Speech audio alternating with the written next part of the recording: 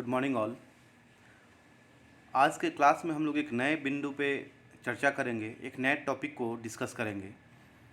और उस टॉपिक को स्टार्ट करने के पहले लास्ट क्लास में हम लोगों ने क्लासरूम मैनेजमेंट पे डिस्कस किया था, और उस क्लासरूम मैनेजमेंट के भीतर से एक क्वेश्चन अराइज हुआ था, और वो था कि व्हाट इज़ क्लासरूम नॉर्म्स, कि क्लासरूम नॉर्म्स क्या है। तो हम कह सकते हैं कि rules and regulation related with the classroom, यानी कि क्लासरूम से जितने भी नियम और कानून जुड़े हुए हैं वो क्लासरूम नॉर्म्स कहलाते हैं। जैसे कि हम लोग अपने व्यवहारिक जीवन में भी देखते हैं कि क्लासरूम के भीतर बहुत सारे नियम होते हैं। जैसे कि स्टूडेंट का अपने टीचर से परमिशन लेके क्लासरूम के बाहर जाना, या क्लासरूम से बाहर जाने के बाद भीतर आने के लिए भी टीचर से परमिशन लेना होता है। तो वो क्या है? क्लासरूम नॉर्म्स है। आप डायरेक्ट कहीं क्लासरूम से उठ के बाहर नहीं जा सकते हैं, और ना ही डायरेक्ट आप क्लासरूम में इंटर कर सकते हैं। तो वो क्लासरूम नॉर्म्स का एक एग्जाम्पल है। ठीक वैसे ही और भी बहुत सारे चीज़ हैं, जैसे कि क्लासरूम में आप प्रेम और सद्भाव बना के रहिए, क्लासरूम में आप शोरगुल नहीं कीजिए। यानी कि क्लासरूम के भीतर आप किसी भी तरीके का ऐसा कोई चीज़ उल्लंघन नहीं कीजिए, ऐसा किसी बात का उल्लंघन नहीं कीजिए जिससे आपको तकलीफ़ हो। ठीक वैसे ही उसमें अगर हम एग्ज़ामिनेशन हॉल की बात करते हैं, तो एग्ज़ामिनेशन हॉल में क्या होता है? एग्ज़ामिनेशन हॉल में यही होता है कि आपको मना किया जाता है पहले ही कि आपको किसी तरीके का इलीगल वर्क नहीं करना है, यानी कि चीट पुर्जा का यूज़ नहीं करना है, किसी से पूछताछ नहीं करना है। यहाँ तक कि आपको अपना इंस्ट्रूमेंट खुद अपने साथ लेके जाना है, जैसे पेन, पेंसिल, रबर, कटर वगैरह। तो यही सब चीज़ क्लासरूम नॉर्म्स का एग्जाम्पल है। इसमें इस नॉर्म्स में ये भी आता है कि बच्चे सही व्यवस्था में उचित पोस्चर में बैठे हैं कि नहीं, बच्चे किसी दूसरे को डिस्टर्ब तो नहीं कर रहे हैं, या बच्चे क्लासरूम को डिस्टर्ब नहीं कर रहे हैं। ये सब क्लासरूम नॉर्म्स के भीतर आता है। मैं आशा करता हूँ कि क्लासरूम नॉर्म्स का जो कॉन्सेप्ट है वो सारे लोगों को समझ में आ चुका होगा। अब हम आते हैं आज के क्लास के ऊपर। तो आज के क्लास में हम लोग डिस्कस करेंगे एक महान दार्शनिक का, जो कि एक शिक्षक भी थे, जिनका नाम था जोहन हेनरिच पेस्टालॉजी। ये दार्शनिक थे, एक शिक्षक भी थे, जो स्विट्ज़रलैंड से बिलोंग करते थे। यानी कि ये एक स्विस टीचर थे, और इनका जन्म 1746 में हुआ था और मृत्यु 1827 ईस्वी में हुआ था। अब हम बढ़ते हैं इनके जीवन कार्य के बारे में।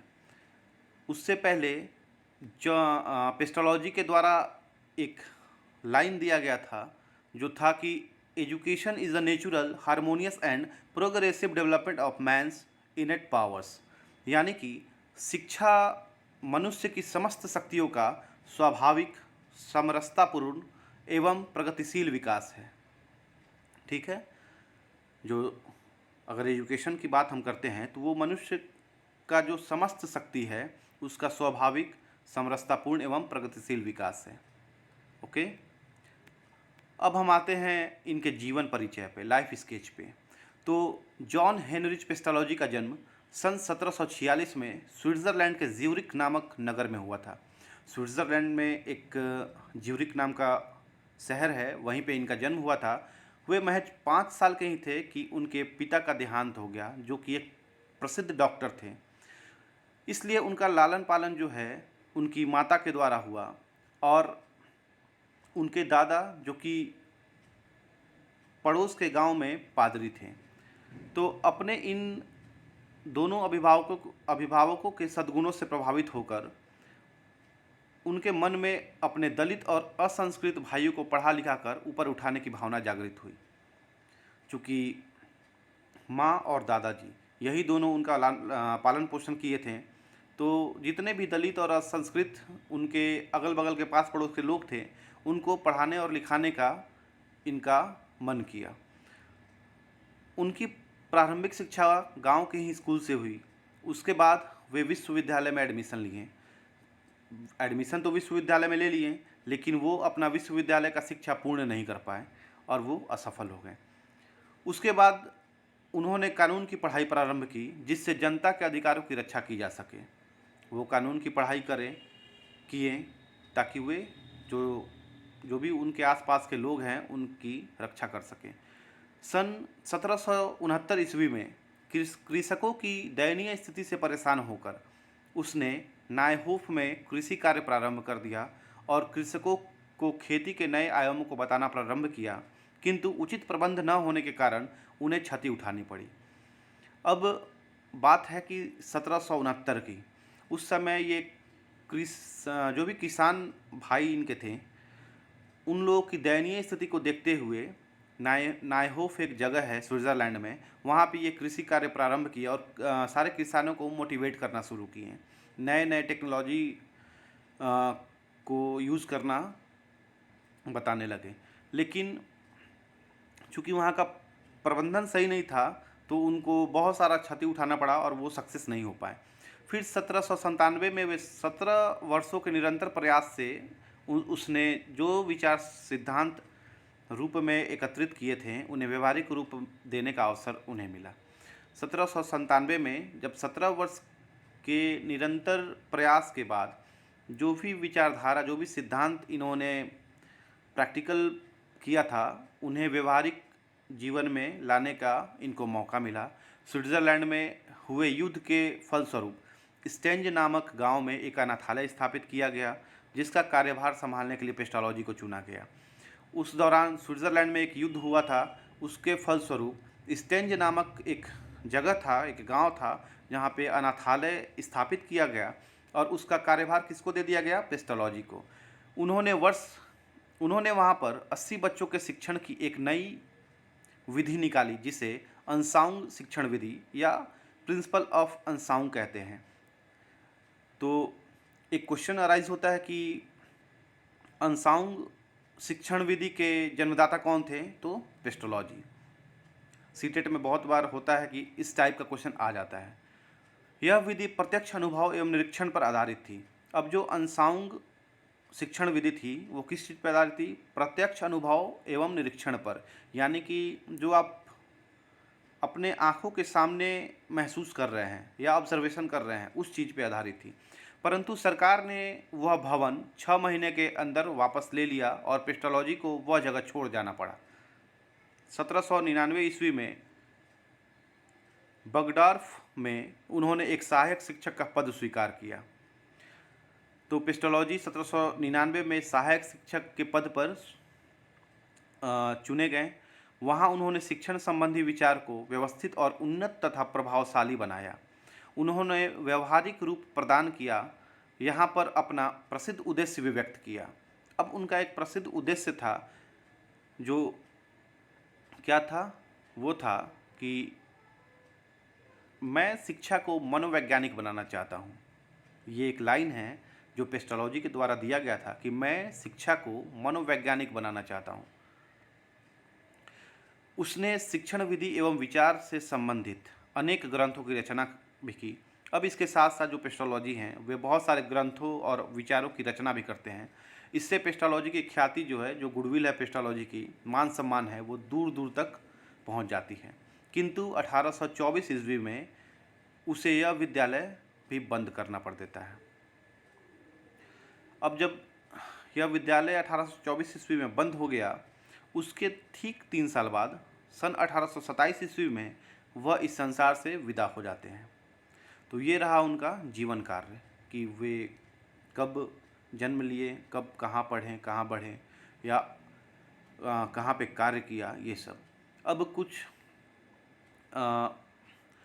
प्रमुख रचनाएं हैं जो पेस्टोलॉजी के द्वारा दिए गए हैं, और वो हैं जिसमें पहला आता है 1780 में एक रचना उनका आता है, the evening hours of a hermit.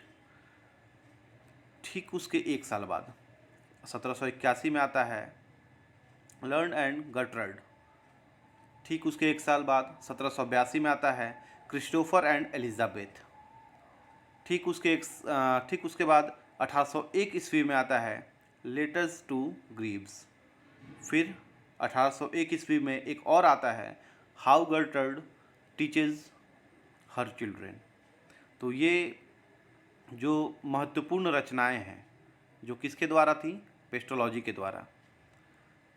जो बहुत बार एग्जामिनेशन में भी आता है कि ये रचना किस शिक्षाविद के द्वारा दी गई है। उसके बाद हम लोग इनके सिद्धांत के ऊपर बात करते हैं कि पेस्टालॉजी के शिक्षा सिद्धांत क्या थे। तो पेस्टालॉजी के समय में समाज तथा शिक्षा की दशा बहुत ही दयनीय थी, शोचनीय थी। अतः पेस्टालॉजी ने शिक्षा में सुधार करके तत्कालीन समाज की दशा में सुधार लाने का प्रयास किया। तो पेस्टालॉजी यहाँ चाहते हैं कि जो भी उनका समाज है उसका सुधार किया जाए और वो प्रयास भी करते हैं। पेस्टालॉजी ऐसे पहले शिक्षा शास्त्री हैं जिन्होंने सार्वजनिक शिक्षा की बात कही है। अब देखिए यहाँ पे फिर एक क्वेश्चन अराइज होता है कि सार्वजनिक शिक्षा की बात सबसे पहले किसने की? तो आंसर क्या होगा? पेस्टालॉजी ने। सार्वजनिक शिक्षा की बात सबसे पहले कौन किया? तो पेस्टालॉजी ने। उसके बाद है कि वह शिक्षा के माध्यम के द्वारा साधारण